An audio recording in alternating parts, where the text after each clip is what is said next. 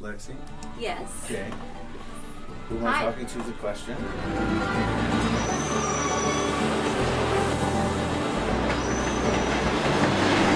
Still been there. Yeah. We're young. Yeah, we were.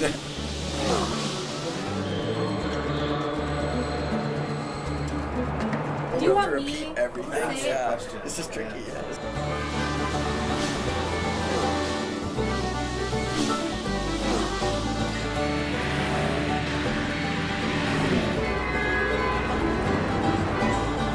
Got it? Who am I speaking with?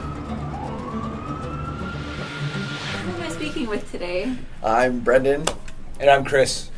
I'm a drummer. I have been part of kind of this whole initiation with Dead Dog Drums over the past couple of years now. I don't know how long it's been. It's been fast. From About 5 years probably. Yeah, or from so. what I believe, you're one of our first snare drums. Yeah. Yeah. Creating, so about 5 years kind of developing, and I played in lots of different bands, and I've done touring quite a bit with this guy as well, so lots of live performing, and yeah. How long have you been playing drums for? I've been playing now, I think I started when 15 years. Yeah, about 15 years, because about 13 I think when I started. Yeah. Yeah, about 15.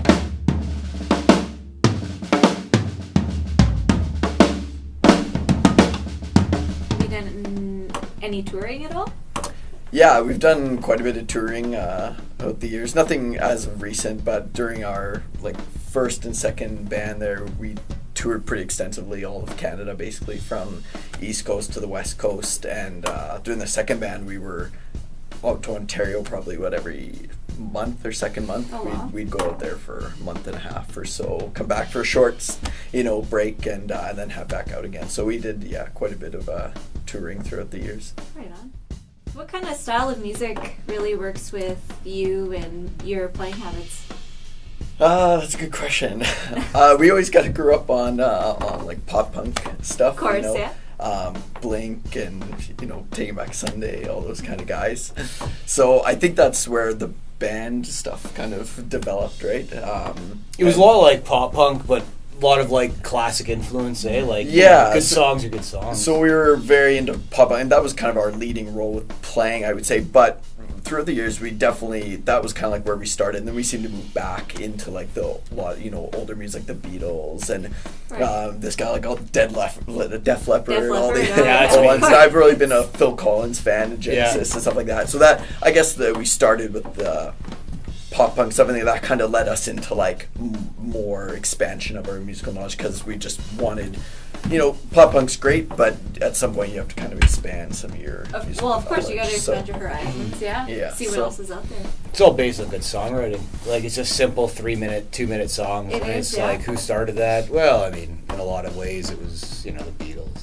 Yeah. Stones, man. Yeah. Yeah.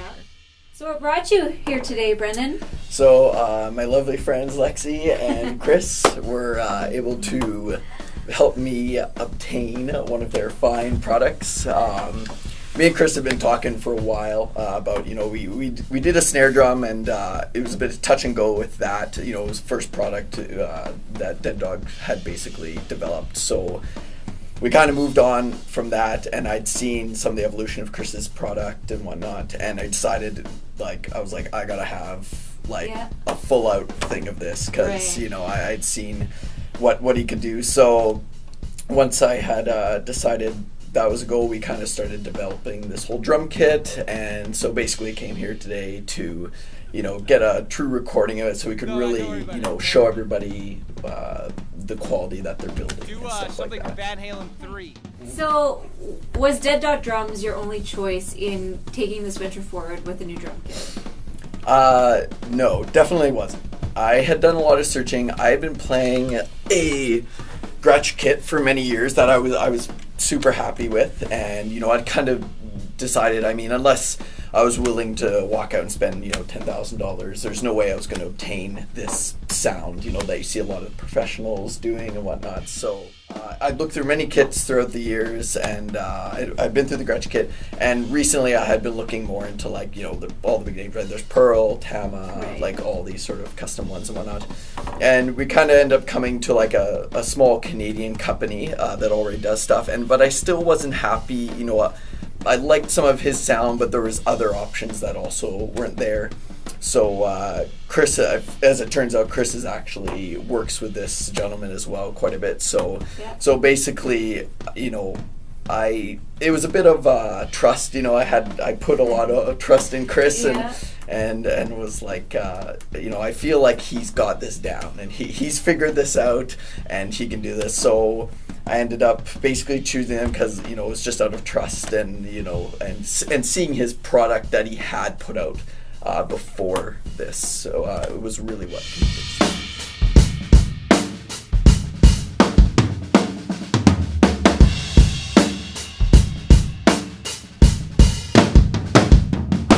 Did you order the kit? The kit was ordered, I think it was about May of last year. We were just into the new year. Yeah. So, and then after there was a bit of a shell delay and stuff like that, and then Chris ended up, vouching for me with a couple shell issues we had overseas and whatnot because we were developing these shells in the United Kingdom. So once we had kind of figured that out and whatnot, obviously we're getting completely custom built shells and everything like that. So it took about 6 months, I think, for him to build the shells and everything like that. Mm-hmm. And then once we had that going, it flowed really quickly, and probably by the end, it was about the 6-7 month mark, I guess, we were at once they were finished. So. Was it important that he was willing to go to different drum shells instead of this industry generic, like the trendy ones? Yeah, right? and I think these don't sound that good. Let's go with something. Yeah, and I think that was the big seller, right? Now I'd known that from quite a few years, just from other kits I'd heard. There's a very standard, I don't know what you want to call it. It's like a pre-cut, shell company that. We kind of decided, wasn't in the best interest of making the best sounding. Maybe some of the best looking. I'd argue not. But to some people, depending what their style wants are, and I was much more about the sound and everything like that. Yep. So we had to go to a custom maker who could custom make these shells for us, and not just that industry standard that most people are using. Is it starting?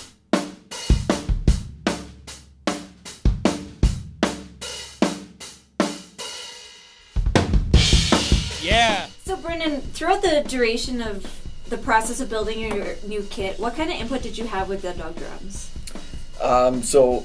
This basically really was as custom as it gets. From beginning to end, I had, exact say. Basically, there's certain stipulations. I think, but that was because Chris knew what would cause the drum to sound a certain way. So I had to pick from certain things that would allow the drum to be what it was going to be once we, finished it.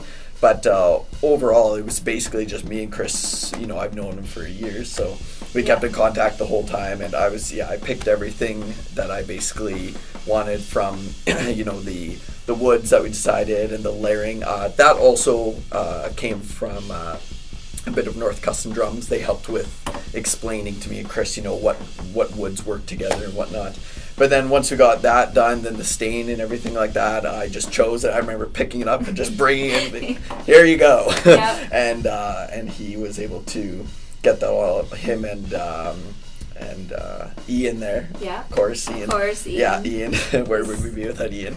So Ian was the one who was able to do all the staining and everything for me.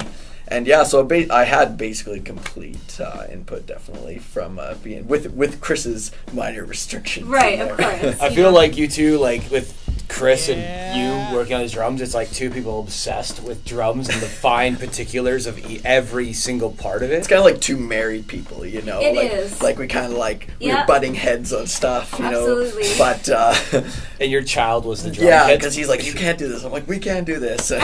But it was. But it's just kind of like two people. Everybody has, I think, a slightly different vision, right, of what they think of as the perfect drum. So. And you have to kind of meet in a middle ground that works for everybody, and I think that's what we were trying to accomplish with all this. So with Dead Dog Drums as your brand new drum kit, I guess it's a two-parter question. A, what was your last drum kit before? And B, how does Dead Dog Drums compare to your previous kit? So my last kit was a Gretsch Maple Hard Rock, or US Maple Hard Rock Renowned Series. And that was the kit I actually did all my touring with. It's been everywhere with me. I have to say, like, fell in love with that kit from the day I got it, and I really found it stuck out. I had played some really, high end. I played some DW, tried to record with DW, like Yamaha, Pearl, all these companies, and surprisingly, I landed on this Gretsch kit because they just had kind of a traditional, that classic great drum sound that you hear like Bonham and Phil Collins, all these guys playing, right? Now Phil Collins, classic been playing guys, Gretsch forever. yeah. So I played that kit for a long time, and I'd kind of reached a point where I was like, I've played some other really expensive kits like DW, and I was like, they have their own sound, but I was like, I don't think you can beat this Gretsch sound. Like, like they say, it's the Gretsch sound, right? So we went through all this process with building these drums and whatnot, and I was always, I think, a little bit skeptical for sure, because I've always been a Gretsch guy, right? So, and I was scared. But trusting Chris, and he was like, trust me, man, I've heard these kits before. And so once we got them, I sat down, and for the first instance I heard it here, I was just like, oh my God. I was like, my kit's done. It's over. Like, it just couldn't hold a candle, I guess is the word, or a match, or I don't know what the saying is. I think the idiom is candle. Yeah. Held a candle, yeah.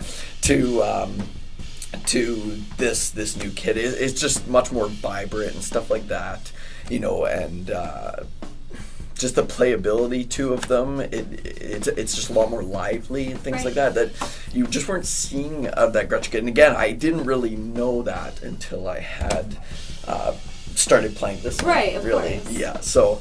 But yeah, I had to give up the old Gretsch, but Gretsch? I was pretty happy when I got the new one. I moved That's a it big over. step. Yeah, and I wasn't there wasn't too many qualms about it. I moved over and I was like, you know what? I like you, but I'm not sad, unfortunately, Of because course. after hearing this kit, So, Chris, as Brendan's bandmate, you guys have obviously practiced together with the use of your new kit, correct? Right. As a bandmate, do you notice any difference in Brendan's playing, or any playability, or even for yourself? Do you notice any difference in his attitude or the band sound in general? Yeah, I think. And I think with the kit you guys have, with that Dead Dog, the kit that Dead Dog Drums have come up with, it's kind of takes everyone's personal, his personal taste and his personal thing, like kind of style, what things he looks for in any sort of instrument, and how he plays. And when you see him, like you see somebody in the studio and they go, I want more of that, and I want more of that. It kind of highlights all those elements, all those properties of how he plays, and it just it's really it's cut out any of the unnecessary shit. Yeah. Which there is a lot in my opinion. Yeah, I think but it focuses on what you prefer in a drum kit. Yeah. And it really suits. I mean, we've grown up playing with this guy, so it's like when you are able to choose everything down to the finest detail, it really it improves how you play. It improves everything you do, because that's what you do, and you remove anything that isn't needed from that equation. So I think we were playing, like, you guys noticed how much their immediate response was. Like, there was just I think the main response was the clarity, right? They were like the clarity in the playing. It just is a little more obvious what you're doing and things like that, because the drums just have them. They're just not quite as muddied and stuff like that. They're very clear, and and I wouldn't call it attack, because I wouldn't go as far to say that they're attacky. They're not like a metal Tama kit, but they just have clarity to them. Yeah. Like when they play, you can tell what's going on, despite quite a warm, open tone. So yeah. So, if you were given a decision to go into the studio with any drum kit tomorrow to record whatever you were doing, would you bring a Dead Dog Drums kit with you? Would you bring this new one with you? Yeah, for sure. This would be the kit I would bring, without question. Yeah. I don't think I would even bring any of my old pieces, unfortunately, or anything like that. No. I've still got them. I'm gonna keep them. Of course. But it's hard to get rid of an old Gretsch. Yeah. Keep them. But I can't imagine flipping to a different drum, like what I would benefit from it, really, to be honest, at this point. So.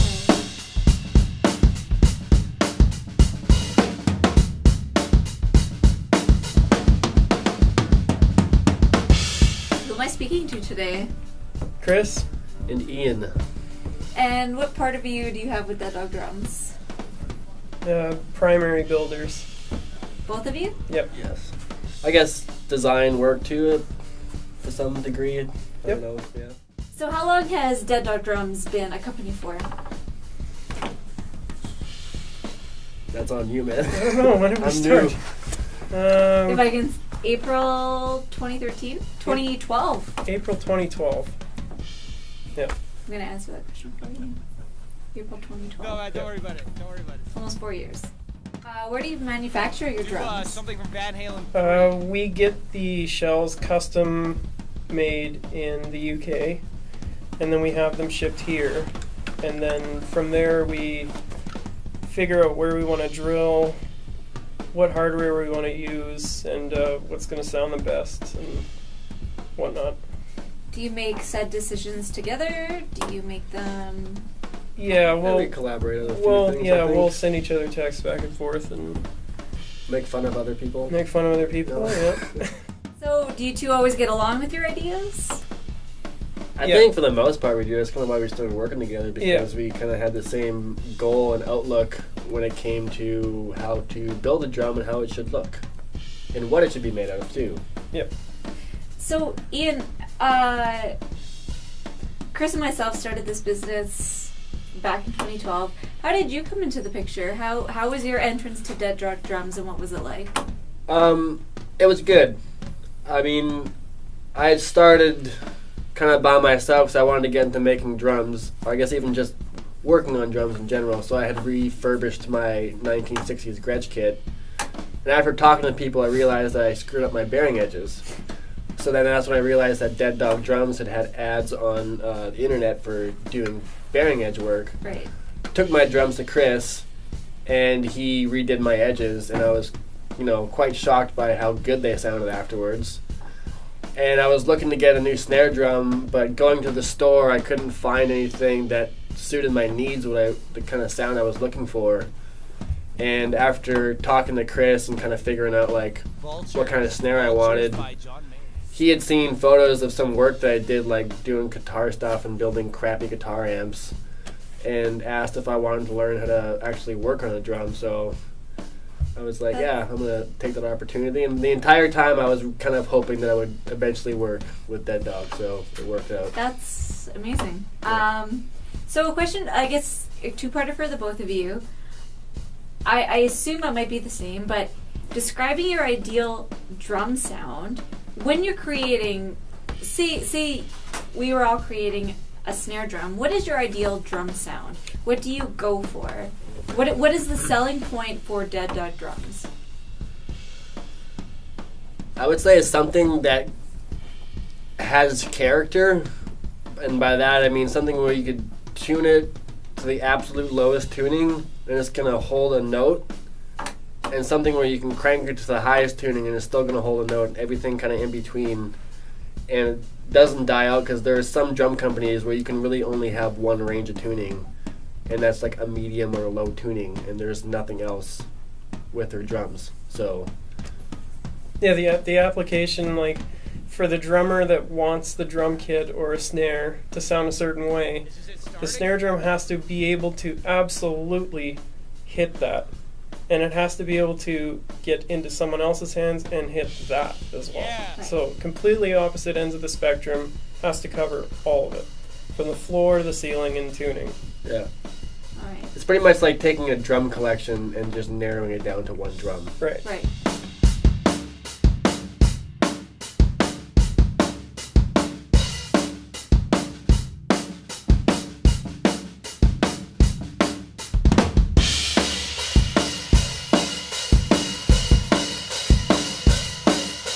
So how would you compare Dead Dog to not pointing names, just how would Dead Dog compare to other drum companies out there?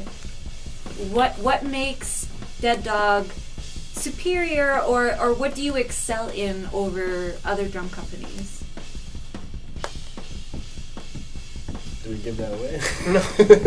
No, the design of the shell itself. I mean, we ask for very weird things when we have the shells made up. The shells have to meet a certain standard, Right. and they have to have a certain design put into them Right. that makes them sound the way they do. Right. So, And that's a dead dog secret. Am I right? Dead dog recipe. yeah. Yeah, it's Secret a dead dog recipe. recipe, right? Yeah. So, what made you start the company? What made you start this Yeah. as a business? What gave you the confidence and the ability to do so? Wanting to throw everything I had against the wall when I was trying to use it in the studio, or the first real wake up call would be recording in a really big studio with a bigger budget, and walking in there with a set of really high end DWs and them getting tossed out the door for old 60s Ludwigs, and couldn't figure out why at first, but So you've recorded before. yeah. Who and where have you recorded with? The wake up call that got me into wanting to build my own drums was recording at Mushroom in Vancouver with a guy named Dean Marr, who's done AC/DC, Aerosmith records, and smart guys to work with, and that's what got me started on that. Yeah, and he convinced you to sort of change your kit, change your everything else. Right, that's when my mind kind of expanded past what costs the most money is in comparison to what's going to sound the best. Right. Say somebody wanted to get a hold of Dead Dog, wants a kit, wants a snare, wants anything else. What's the easiest way to get a hold of you? deaddogdrums@gmail.com. And I guess anybody who just personally knows us can find us, on social media anywhere and contact us that way as well. Right. Twitter, Instagram. Twitter, Instagram is Dead Dog Drums, Facebook Dead Dog Drums. Right. Yep. And do you post pictures? Do you post updates, stuff like that? All the time. Updates all the time on the drums, how they're going. Yeah. So, if you were to say, so you've been in business for almost 4 years now. If you had to pick a biggest accomplishment, the both of you separately, it doesn't have to be a joint one, what would be your biggest accomplishment as a business? Just drum kit to start with. Finding each other. Yeah. One, Totally. two, having the biggest accomplishment will be having someone drop a drum company that they've been using for 15 years just like that to switch to something that we just built them. Or guys who get, in trouble from their endorsements for using our drums, but they still say, they still do it That always anyway. makes me happy Yeah. when we get death threats or emails from people who they necessarily shouldn't be using our drums, but they do anyway. Yeah, 'cause they And- believe in it. What do you think is the biggest or the best route to get to that point? Piss and moan, sweat in the garage till 6 in the morning. Yeah. Drive yourself nuts. Go insane. Don't settle. And I guess keep experimenting too. Like, you keep finding flaws in drums, then you just keep finding new ways of improving it. And, if something doesn't look good, then next time you do it, you make it look better. Right. Trial and error, right? Yeah, exactly. Yeah, It's like anything. that's all there is. Yep. In the last almost 4 years, who's playing Dead Dog drums right now? Who is your biggest, or not biggest, but who are some of the artists that you support? Well, there's obviously Sean Winchester. That's been around for a while, it seems like. And what does Sean do? Or what He acts used- does Sean belong He used to in? play with Everclear. Now he plays with Bow Wow Wow. And he's on his own right now, doing his own thing with Wild Roses as well. The singers from Dropkick Murphys and All right. yeah, he's doing a lot of teaching online, and it helps a lot. It really does. I guess, was it Gabe from Gob? Gob, yeah, You've done a few drums for him. yeah. Chad Melcher Yeah, that dude too. from he plays in Gord Bamford. And So, he's Country very dude from good. Alberta, eh? Yeah, Yeah. like So- it country. So you're hitting all spectrums of the, I guess, music spectrum, right? So you just heard you say Gob and Everclear, that's rock. Gord Bamford is a country dude from Alberta. Is there any type of music genre that you relate to more? Like, is there one that you adapt to more, or is it very versatile, or what is it exactly that you... Country music is where everything comes out from the shadows, and you're gonna hear whether or not your product is gonna make the cut on anything, because they strip everything right down, and it has to work in every single aspect in Right. country. What about rock players or pop punk players or metal players for that matter? How does Dead Dog Drums fit into their type of genre of music? I would say it fits well. I mean, like, when it comes down to it, like, any drummer pretty much looks for a drum that feels good and sounds good at the same time. And it doesn't really matter what kind of genre you're playing, as long as, you know, the drummer's satisfied with the drum that he has. That'll make him play better. Right. And you think Dead Dog can give that to every artist? I think so. Yeah? Yep.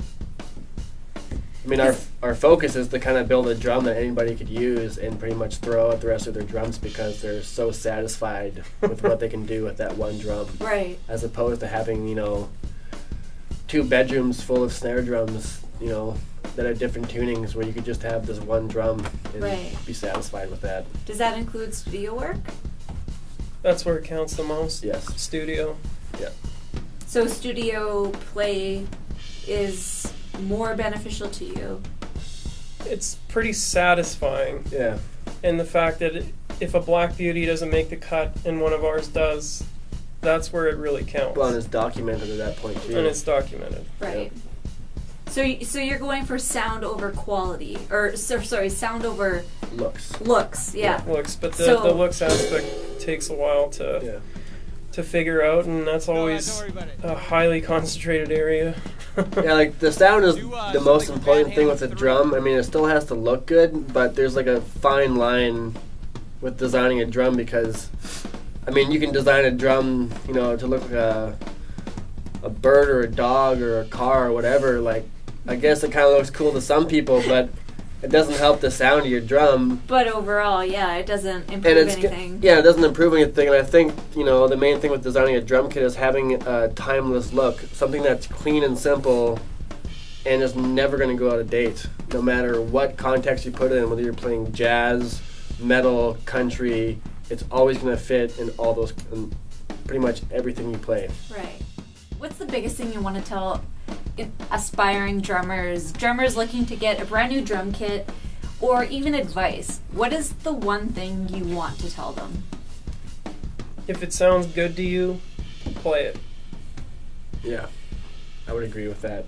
Because, I mean, you could search high and low to find, you know, companies that other people tell you sound good, but it's a matter of what you think sounds good and what you think feels good.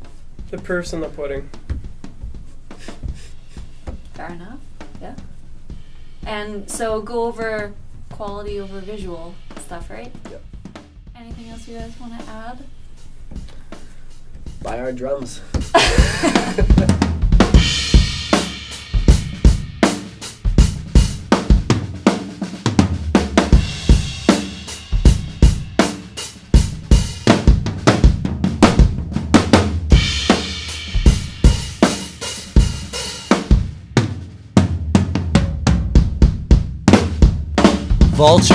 Vultures by John Mayer. What's it called when you don't have and it's invertebrate? An invertebrate, yeah. You don't have a No spinal spine. cord yet. Are fish like that? Is that what fish are? Or No fish have a spine. I was just telling Mike, you know what? One animal I have a phobia of? Starfish. Starfish? They're a little weird, but they seem more like plants to me. Like, they seem more Yeah. like shells Right, to but me. that's Yeah. what's fucked up. Really? Is they're asexual, so they fuck themselves to reproduce. Yeah, don't think about that. Then you're fucked. Yeah. Right, but that's Yeah. what's creepy. Yeah. You Their could like chop off a exoskeleton- piece of their leg and it like regrows Yeah. into a new Oh, start. God.